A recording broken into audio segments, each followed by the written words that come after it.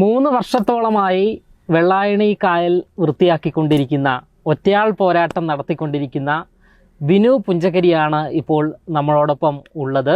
പണ്ട് ചോദിച്ചിരുന്ന ചോദ്യം, നിനക്ക് വേറെ ജോലിയില്ലേ എന്നുള്ള ചോദ്യം ഇപ്പോഴും പലരിൽ നിന്നും ഞാൻ കേൾക്കുന്നുണ്ട്. ഇത് നീ ചെയ്യേണ്ട കാര്യം, നീ എന്തിനു ചെയ്യുന്നത്? ഇത് ചെയ്യാൻ ഗവൺമെന്റിന്റെ അധികാരപ്പെട്ടവർ അത് ചെയ്യിച്ചോളൂ, നീ എന്തിനാണ് ഈ വെള്ളത്തിലും ചെളിയിലും ഇറങ്ങി ദേഹം ഇതാക്കുന്നതെന്ന് തണ്ണീർത്തട സംരക്ഷണ അതോറിറ്റിയുണ്ട്, അവര് പറഞ്ഞതാണ്.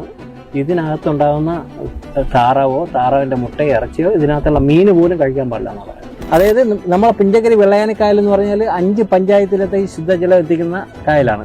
നമ്മളെ അന്താരാഷ്ട്ര തുറമുഖമായ വിഴിഞ്ഞം തുറമുഖത്തിലത്തേക്ക് കുടിവെള്ളം എത്തിക്കുന്നത് വെള്ളായണി കായൽ. കിടിൽ ബോട്ട് കിട്ടിയിരിക്കുകയാണ്. എങ്ങനെയാണ് ഇത് ലഭിച്ചത്? സമ്മാനമായിട്ട് കിട്ടിയതാണ്.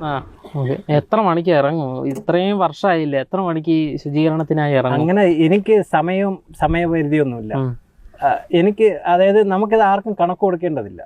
ഇറങ്ങുക, മാക്സിമം കളക്ട് ചെയ്യുക,